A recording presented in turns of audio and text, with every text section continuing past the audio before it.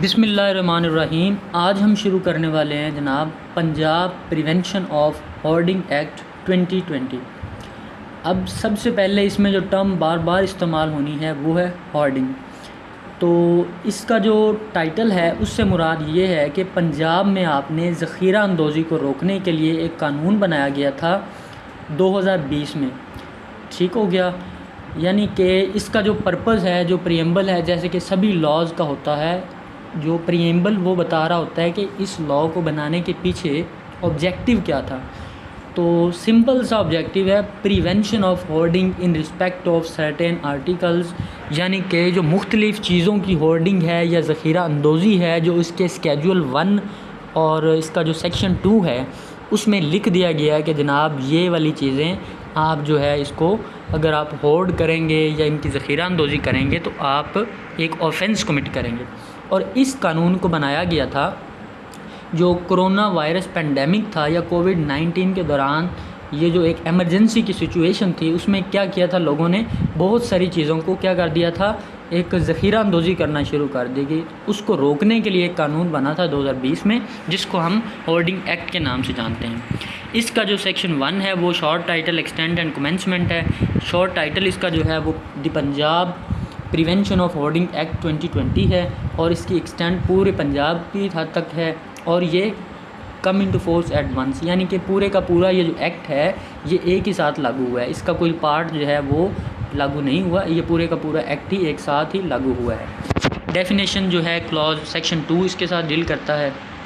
और आर्टिकल जहाँ कहीं भी आ जाएगा इस एक्ट में तो आर्टिकल से मुराद होगा जो आर्टिकल स्पेसिफाइड किए गए हैं in this schedule to this act. इस एक्ट के स्केड्यूल में जो चीज़ें, शेड्यूल में जो चीज़ें मेंशन कर दी गई हैं वो क्या कहलाएंगी, वो आर्टिकल कहलाएंगी। एंड नेक्स्ट वन है कोड। अगर कहीं पे भी कोड का लफ्ज़ आएगा तो हमारी मुराद होगी CRPC 1898।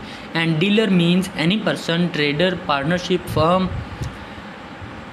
वेदर रजिस्टर्ड और अनरजिस्टर्ड, एंड एसोसिएशन और बॉडी ऑफ पर्सन और इंडिविजुअल। यानी कि डीलर का लफ्ज़ जहाँ पर कहीं पे भी आ जाएगा तो उससे मुराद ये होगा कि ये कोई भी पर्सन है, कोई भी ट्रेडर है, पार्टनरशिप है, फर्म है, आया कि वो रजिस्टर्ड है या नॉन रजिस्टर्ड है, या कोई भी एसोसिएशन है या बॉडी ऑफ पर्सनस है और इंडिविजुअल्स है। बॉडी ऑफ इंडिविजुअल्स और कंपनी और their agents carrying on the business of purchasing, selling, stocking, and includes manufacturer, producer, packager, importer, exporter, wholesaler और retailer of such article। ये तमाम जो पर्सन होंगे ये क्या कहलाएंगे, ये डीलर कहलाएंगे। नेक्स्ट वन है गवर्नमेंट। गवर्नमेंट से मुराद होगा government of Punjab. And next है होर्ड की डेफिनेशन है, होर्ड और होर्डिंग। अब इससे क्या मुराद होगा, होर्ड और होर्डिंग मीन्स स्टॉकिंग और storing anything in excess of the maximum quantity, यानी कि बहुत ज़्यादा तादाद में किसी भी चीज़ को जब आप स्टॉक करेंगे या स्टोर करेंगे, of articles allowed to be held in stock और स्टोरेज। जो आर्टिकल अलाउ है कि आप ये स्टोर कर सकते हैं उनकी बहुत ज़्यादा क्वांटिटी में आप स्टोर कर लेंगे। इन द मैनर एज में बी प्रेस्क्राइब, ऐसे तरीक़ेकार में जो कि प्रेस्क्राइब कर दिया गया है, वाज़िया कर दिया गया है। नंबर 2 है where no maximum quantity of an article, जब बहुत ज़्यादा जो क्वांटिटी है किसी भी आर्टिकल की वो ना होगी prescribe under sub clause 1।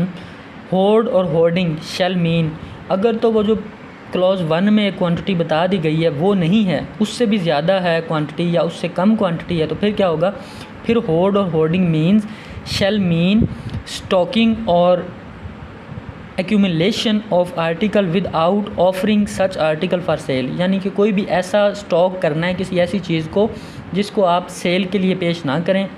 Despite there being a demand by consumers, हालांकि कंज्यूमर की डिमांड है लेकिन फिर भी आप सेल नहीं कर रहे, इसको हम बोलेंगे ये होर्डिंग है।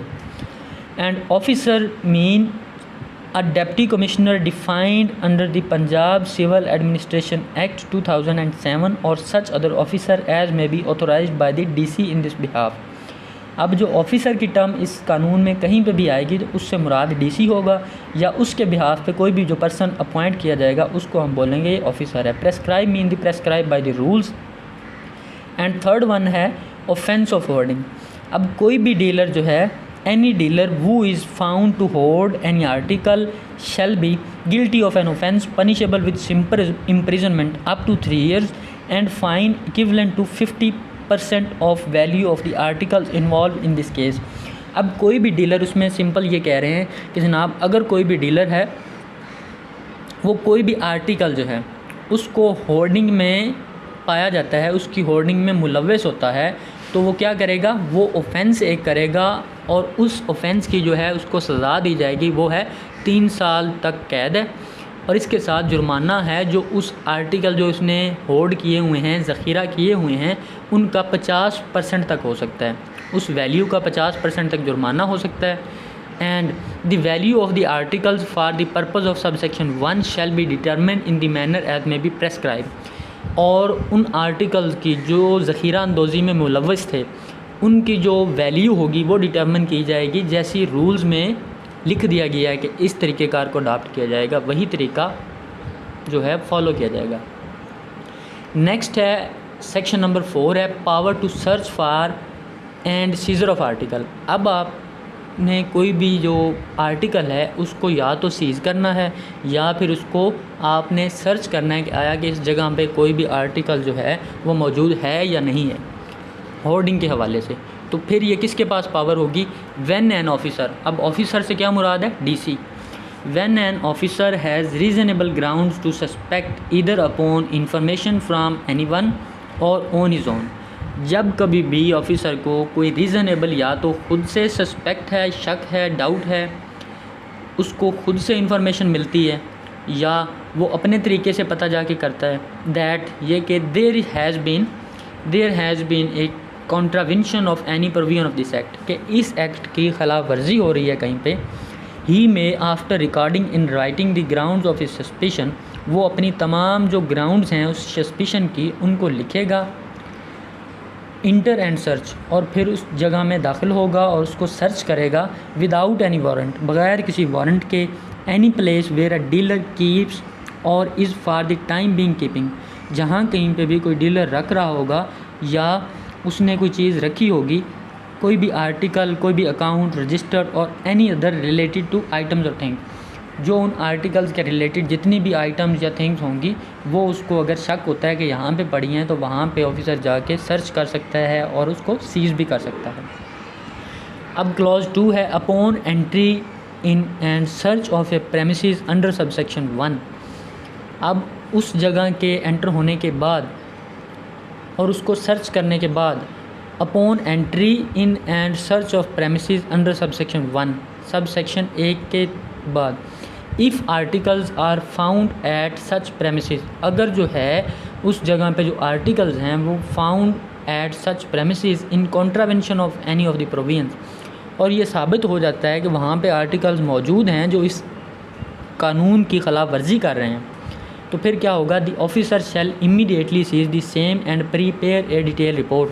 तो फिर फौरी तौर पे जो ऑफिसर होगा वो उस चीज़ को सीज़ करेगा और उसकी एक डिटेल रिपोर्ट बनाएगा उन आर्टिकल्स की and other relevant material found during the search, और जितने भी मटेरियल उस सर्च के दरमियान उसको मिलेंगे उन सब को वो सीज़ करेगा और उनकी रिपोर्ट बनाएगा।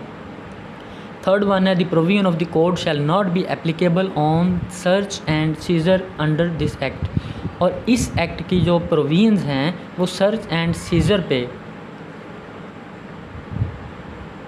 जो CRPC है वो सर्च एंड सीजर पे एप्लीकेबल नहीं होगी इस एक्ट के तहत। एंड फिफ्थ वन है power to auction seized article. अब सेक्शन 4 के तहत जो भी आर्टिकल आपने सीज़ किए हैं उनको आपने जो है सेल करना है, उनकी आपने बोली लगानी है। तो फिर क्या होगा, not with standing any thing contained in any other law, यानी कि कोई भी चीज़ किसी दूसरे लॉ में अगर इस ऑक्शन के हवाले से लिखी गई है तो ठीक है, उसके ख़िलाफ़ हमने नहीं जाना।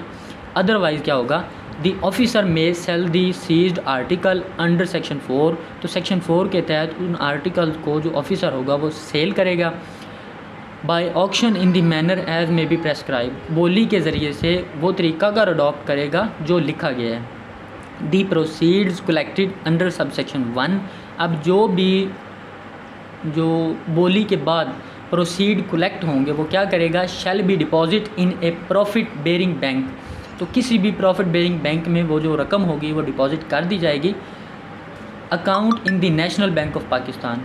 कोशिश यही की जाएगी कि नेशनल बैंक ऑफ पाकिस्तान का जो प्रॉफिट बेयरिंग अकाउंट है उसमें जनाब डिपॉज़िट की जाए ये सारी रकम। और क्या चीज़ें मद्देनज़र रखी जाएंगी, and if the accused person whose articles are auctioned, और अगर कोई ऐसा पर्सन है, कोई ऐसा बंदा है जिसके जो आर्टिकल्स हैं उनकी बोली हुई है वो कोर्ट से एक्विट हो चुका है, उस ऑफेंस से वो बरी हो चुका है, तो फिर जो डिपॉज़िट की जाएगी रकम वो उस एक्यूज़ पर्सन को वापस कर दी जाएगी। और अगर उसको जो है क्लॉज बी ये कहती है कि अगर उस बंदे को ऑक्शन जो हुई है उसके आर्टिकल्स, उसके ऑफेंस में वो कोर्ट से सज़ा उसको हो जाती है, तो फिर जो डिपॉज़िट अमाउंट होगी वो गवर्नमेंट उसकी जो अकाउंट है गवर्नमेंट का एक्सचेकर है उसमें रिलीज़ कर दी जाएगी, उसको गवर्नमेंट के हवाले कर दिया जाएगा। नेक्स्ट है 6(1) cognizance of offence and arrest without warrant. अब जो ये ऑफेंस होगा इस सेक्शन के, इस एक्ट के तहत, उसकी कौन कॉग्निजेंस ले सकता है और कौन जो है उसको अरेस्ट करेगा जो ऑफेंडर है। Not with standing anything content in the code, अगर तो कोड में कोई स्पेशल चीज़ लिखी गई है तो उसको तसव्वुर किया जाएगा, उसके सिवा all offences punishable under this act shall be cognizable and non bailable। ये तमाम जो ऑफेंसेस होंगे इस एक्ट के तहत वो पनिशेबल होंगे, कॉग्निजेबल होंगे और नॉन बेलेबल होंगे। The special magistrate under section 8 shall take cognizance of an offence under this act upon written information by the officer। अब जो है कोई स्पेशल मजिस्ट्रेट होगा जो सेक्शन 8 में अपॉइंटेड है, वो उसकी कॉग्निजेंस लेगा upon the written information by the officer, और डीसी उसको इन्फॉर्मेशन करेगा, इन्फॉर्म करेगा। थर्ड वन है an officer may arrest any person without warrant, यानी जो ऑफिसर है, जो डीसी है, वो किसी भी बंदे को बगैर वारंट के अरेस्ट कर सकता है जिसके ख़िलाफ़ क्या हो, देयर इज़ क्रेडिबल इन्फॉर्मेशन, जहाँ पे जो एक मोतबर इन्फॉर्मेशन मौजूद हो, इतला हो, that he has committed N offence under this act, आया कि इस बंदे ने कोई ऑफेंस कमिट किया है, ये कि इस बंदे ने कोई ऑफेंस कमिट किया है इस सेक्शन के तहत, इस एक्ट के तहत। 7th वन है offences by corporation extra. If an offence under this act is committed by company or body, corporate, partnership firm or other association और body of persons or individuals, every director, partner, manager, secretary, member or other officer, the principal, primary or beneficial owner or agent thereof shall. अगर तो वो कहते हैं कि जनाब कोई भी जो ऑफेंस है वो किसी कंपनी ने, किसी पार्टनरशिप ने या किसी उसके सेक्रेटरी ने, मैनेजर ने कमिट किया है, तो unless he proves that the contravention took place without his knowledge, जब तक वो साबित नहीं कर देगा कि जनाब ये तमाम जो कॉन्ट्रावेंशन हुई हैं ये उसके नॉलेज में ही नहीं है, तब तक वो क्या समझा जाएगा, that he exercise all due diligence to prevent such contravention, के उसने अपने तरीके से, अपने तौर पे पूरी नेक नीति के साथ इस ऑफेंस से बचने की कोशिश की है, तब तक वो क्या समझा जाएगा, be deem to be the guilty of such contravention, तब तक उसको उस ऑफेंस या उस जो है एक्ट की कॉन्ट्रावेंशन का मुर्तकिब समझा जाएगा, and shall be liable to punishment under this act, और उसको इस एक्ट के तहत सज़ा भी दी जाएगी। नेक्स्ट वन है जो हमने पढ़ना है वो है सेक्शन 8 जो है power to try offences summarily not with standing anything content in the section 260 of the code, यानी कि 260 सेक्शन ऑफ CRPC में जो चीज़ें लिख दी गई हैं उनके अलावा offences punishable under this act shall be tried bye A special magistrate. जो ऑफेंसेस इस एक्ट के तहत होंगे वो क्या किए जाएंगे, वो स्पेशल मजिस्ट्रेट उनको ट्राई करेगा। किस सेक्शन के तहत जो अपॉइंट हुआ है, जो कि सेक्शन 14A के तहत अपॉइंट हुआ है, वो उनको समरी मैनर में ट्राई करेगा। उनका जो ट्रायल चलाया जाएगा वो समरी मैनर में चलाया जाएगा, जो कि बताया गया है सेक्शन 262 से 265 तक। एंड नेक्स्ट वन है the trial under this act shall be concluded with in 30 days, और 30 दिन के अंदर अंदर इस जो एक्ट के ऑफेंसेस होंगे उनका ट्रायल मुकम्मल कर लिया जाएगा। एंड नेक्स्ट वन है appeal. A person aggrieved by an order of conviction and sentence under this act may file an appeal before a district and session जज of the concern district within 30 days of the said order. अब जो है 30 दिन के अंदर अंदर एक बंदे को ट्रायल कंप्लीट हो गया है और उसको सज़ा हो गई है उसमें, या उसको कोई भी सेंटेंस हो गई है, तो वो क्या करेगा, वो एक जो है अपील फ़ाइल करेगा डिस्ट्रिक्ट एंड सेशन जज के सामने, और 30 दिन के अंदर अंदर वो अपील फ़ाइल करेगा। 30 दिन उसका टाइम लिमिटेशन है। An appeal under sub section 1 shall B disposed of with in 30 days. और ये डिस्ट्रिक्ट एंड सेशन जज जो होगा वो उस अपील को भी 30 दिन के अंदर अंदर जो है वो डिस्पोज ऑफ करेगा, उसका फ़ैसला करेगा। 10th वन है रिवार्ड फॉर इन्फॉर्मर्स। अब कोई भी बंदा है जिसने इस होर्डिंग की इन्फॉर्मेशन ला के दी है, उसको क्या किया जाएगा, उसको जनाब एक अवार्ड दिया जाएगा, उसको जनाब इनाम दिया जाएगा गवर्नमेंट की मदद से। Any person who provides an information to an officer with regard to any act of hoarding which result in a conviction or release of funds into the government exchequer shall be entitled to an award equivalent to 10% of the amount released to the government exchequer in such manner as may be prescribed। यानी कि कोई भी बंदा information देता है तो उसको 10% जो होगा उस एक्सचेकर का, जो कि गवर्नमेंट के खाते में जमा होना है, जो कि गवर्नमेंट के खाते में माल जाना है, उस माल का 10% जो होगा वो उस इन्फॉर्मर के खाते में जाएगा। नेक्स्ट वन है 11th है information and declarations. Every dealer shall provide to the concerned officer. अब ये हर डीलर की जिम्मेदारी होगी कि वो कंसर्न्ड जो ऑफिसर होगा उसको तमाम प्रोडक्शन की, इंपोर्ट की, एक्सपोर्ट की, परचेज़ की, स्टॉक की, सेल की, डिस्ट्रीब्यूशन की इन्फॉर्मेशन देगा। जितने आर्टिकल उसके पास स्टोर हैं वो ऑफिसर को बताएगा। As the officer may by an order in writing require. जैसे ही ऑफिसर उससे पूछेगा, रिक्वायर करेगा, तो वो तमाम इन्फॉर्मेशन ऑफिसर को मुहैया करेगा। The officer may direct the owner और मैन्युफैक्चरर ऑफ द आर्टिकल्स और owner and the management of godowns और स्टोरेज प्लेस और their agents to declare stock. और जो ऑफिसर होगा वो किसी भी ऑनर को, मैन्युफैक्चरर को, गोडाउंस के और स्टोरेज प्लेस को ये ऑर्डर दे सकता है कि जनाब आप क्या करें कि तमाम जो अपना स्टॉक है उसको डिक्लेयर करें। ऑफ एनी पर्टिकुलर आइटम, किसी पर्टिकुलर आइटम्स का जो उसमें फ़र्ज़ कर लें एक से ज़्यादा आइटम उसने स्टोर की हुई हैं, तो वो उससे किसी एक मखसूस आइटम का भी पूछ सकते हैं कि इसके कितने आर्टिकल आपके पास स्टोर हैं। ओन्ड और manage by them at there premises, कि उनकी जगह पे कितनी वो चीज़ जो वो मैनेज कर रहे हैं कितनी क्वांटिटी में है। At any point in time or at any periodical interval as he may deem fit, जैसा उसको मुनासिब लगेगा। एंड थर्ड वन है the declaration to the made under sub section 2 shall include the quantity of stock, its value. अब जो declaration दिया जाएगा सब सेक्शन 2 में वो क्या क्या उसमें इंक्लूड होंगे। नंबर 1 स्टॉक लिखा जाएगा, उसकी वैल्यू, उसकी date of purchase, copies of procurement invoices, तमाम जो इनवाइसेस होंगी वो भी लिखी जाएंगी in any given time frame along with details of any sale और सेल एग्रीमेंट्स। अगर कोई फ्यूचर में एग्रीमेंट्स होने हैं या कोई चीज़ सेल हुई है उसकी डिटेल भी उस डिक्लेरेशन में लिखी जाएगी।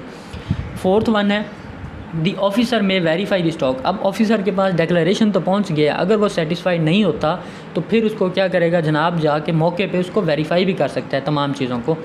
5th वन है while carrying out the verification of stock in terms of sub section 4, जब वो ऑफिसर तमाम चीज़ों को वेरीफाई कर रहा होगा जाके, और upon receipt of any information from what ever source, या किसी भी ज़रिए से उसको ये इन्फॉर्मेशन मिलती है कि दी ऑफिसर में रिक्वायर द डीलर, तो ऑफिसर जो है वो डीलर को बुला सकता है, ऑनर को, मैनेजर को, किसी भी बंदे को बुला सकता है कि वो तमाम जो डिटेल्स ऑफ पर्सनस हैं उनके सामने पेश की जाए, तमाम शॉप्स की, तमाम फर्म्स की, तमाम कंपनीज़ की वगैरह वगैरह। From whom the purchase have been made, जिनसे उसने वो चीज़ें ख़रीदी हैं। And to whom the sale have been or are to be made, और जिनको उसने तमाम वो आर्टिकल जो सेल करने हैं उन पर्सनस की भी इंफॉर्मेशन दे।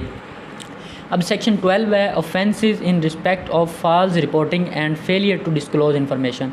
अब कोई भी बंदा है, कोई भी इन्फॉर्मर है, वो गलत इन्फॉर्मेशन देता है, या कोई भी ऑनर ऑफ दी जो है स्टोर है, या कोई भी जो है वो डीलर है, वो एक गलत इन्फॉर्मेशन देता है या गलत जो मालूमात है, गलत रिपोर्ट जो है वो डिस्क्लोज़ करता है, तो फिर क्या होगा।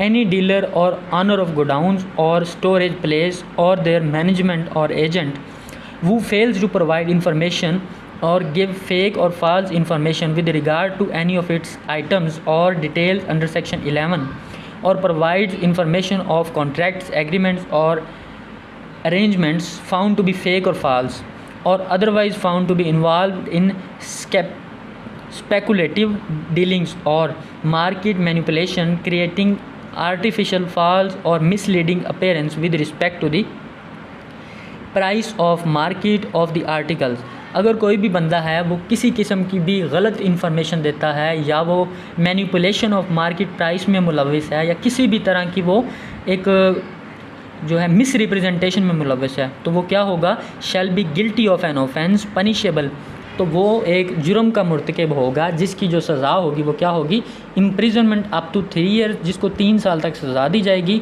और फ़ाइन किया जाएगा अप टू ₹1 मिलियन, और 1 मिलियन तक उसको जुर्माना होगा। नेक्स्ट है 13 जो कि protection of action taken under this act.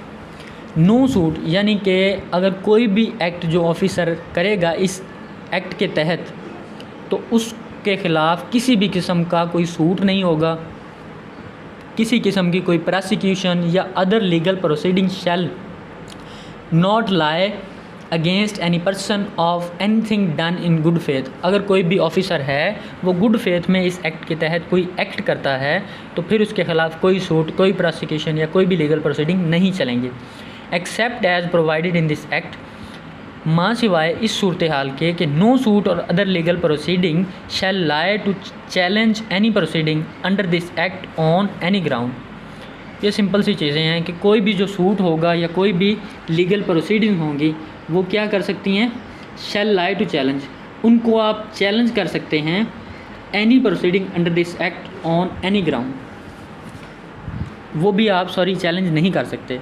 Next one है action in aid of an officer in giving affect to the provision of this act. इस एक्ट के तमाम जो प्रोविजंस हैं उनको इन्फोर्स करवाने के लिए अब कोई भी जो ऑफिसर होगा वो क्या करेगा, where he deems fit may seek the aid of law enforcement agency, वो पुलिस वगैरह की मदद भी ले सकता है। Power to make rules the government may by notification, rules बनाने की पावर हमेशा गवर्नमेंट के पास ही होती है जनाब, पंजाब गवर्नमेंट। नेक्स्ट वन है act to override other laws, the provision of this act shall have effect not with standing anything contained in any other law for the time being in force. अब ये कह रहे हैं कि जनाब इस act की जो प्रोविजंस होंगी वो क्या करेंगी, उनका इफ़ेक्ट होगा for the time being in force, तमाम जो लॉ बाकी लॉज होंगे चूँकि ये स्पेशल लॉज है उन पे क्या करेगा, उन पे ओवरराइड ये करेगा। Power to amend schedule, the government may by notification in the official gazette amend this schedule, जो भी स्केजुअल ये अटैच किए गए हैं इनको ओमिट कर सकती है, इनको अमेंड कर सकती है, ये गवर्नमेंट के पास पावर है। अब रिपील है, इससे पहले the Punjab prevention of hoarding ordinance 2020 is hereby repealed. अब जो कह रहे हैं कि जो होर्डिंग एक्ट है, the Punjab prevention of hoarding act, उसको जनाब रिप्लेस कर दिया गया यहाँ पे, जो एक्ट नंबर 6 था 2020 का, उसको इससे रिप्लेस कर दिया गया। अब जो स्केड्यूल 2 है उसमें ये कुछ चीज़ें जैसा कि हमने ऊपर डिस्कस किया था वो ऐड कर दी गई हैं कि जनाब टी है, वाइट शुगर है, ये सारी चीज़ों की अगर आप होर्डिंग करेंगे तो it will be an offence. तो इसके अलावा ये इसमें चीज़ें बता गई हैं एमसीक्यूज़ के हवाले से कि ये जो एक्ट है ये 15 जुलाई 2020 को पंजाब असम्बली से पास हुआ था और गवर्नर ने 28 जुलाई 2020 को इसको असेंट दी थी और इसको पब्लिश किया गया था ऑफिशियल गज़ट में 11 अगस्त 2020 को, ये जो है वो इन्फोर्स हो गया था या इसको पब्लिश कर दिया गया था। तो ये था हमारा द पंजाब होर्डिंग एक्ट 2020। तो आई होप ये आप सबको क्लियर हो गया होगा। अगर किसी भी किस्म का आप फर्दर कोई क्वेश्चन है आपका तो आप काइंडली हमें कमेंट बॉक्स में पूछ सकते हैं। Thank you so much.